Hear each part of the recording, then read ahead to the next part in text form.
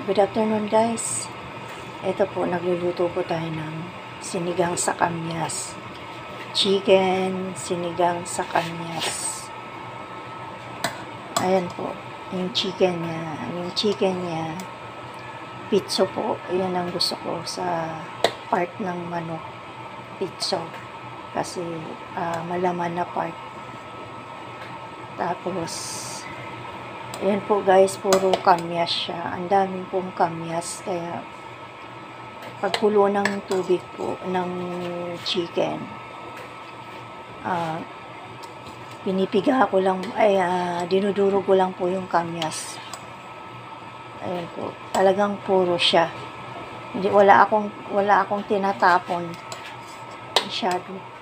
Wala akong tinatapon, kundi yan guys, kinakain lahat yan, kamyas. So ayan guys, ganyan ako magsigang sa kamyas. Chicken, pitso with kamyas, and yung gulay po guys, yung okra, tsaka yung talbos ng kamote guys, pwede yan. Kasi ayoko nung kangkong dahil medyo matigas, kahit luto na siya matigas.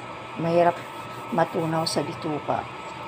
Kaya ayan guys, masarap yan, puro sinigang sa kamyas. Ayan guys, tamang asim lang talaga siya, kasi ayaw ng hubby ko ng sobrang asim.